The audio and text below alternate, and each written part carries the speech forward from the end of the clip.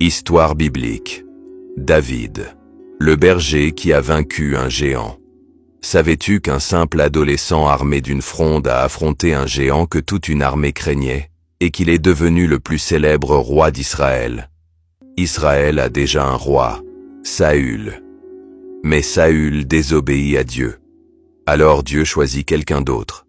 Pas un guerrier célèbre, pas un prince, mais un jeune berger, David. Le prophète Samuel vient chez Isaïe. Il voit les grands frères de David. Forts, impressionnants.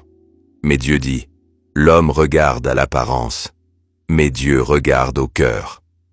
Alors David est appelé depuis les champs, et Dieu le choisit. Mais personne ne connaît encore son nom.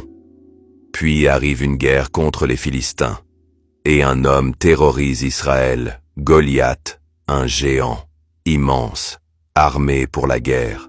Chaque jour, il défie Israël. Personne n'ose combattre. Puis David arrive au camp pour apporter de la nourriture à ses frères, et il entend Goliath. David est choqué.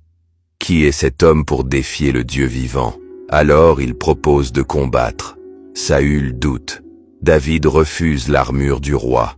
Il prend seulement une fronde 5 pierres, et il avance.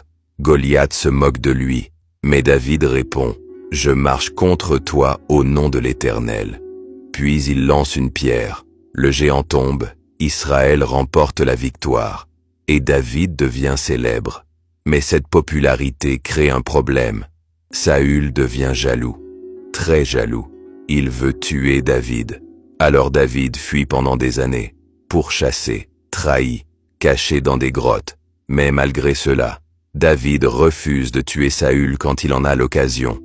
Pourquoi? Parce qu'il respecte ce que Dieu a établi. Puis finalement, Saül meurt, et David devient roi. Il unit Israël, il fait de Jérusalem la capitale. Puis Dieu lui fait une promesse incroyable. Un roi éternel viendra de sa descendance. Cette promesse annonce déjà Jésus. Mais David n'est pas parfait. Il tombe dans le péché avec Bathsheba. Puis il tente de cacher sa faute. Mais Dieu le confronte. David se repent profondément. Et malgré ses erreurs, Dieu continue de travailler à travers lui. David devient le roi berger, l'auteur de nombreux psaumes, l'ancêtre du Messie. Et plus tard, Jésus sera appelé fils de David. Si tu veux découvrir comment l'homme le plus sage du monde a reçu une sagesse extraordinaire, mais a fini par s'éloigner de Dieu, abonne-toi et regarde l'épisode 13, Salomon.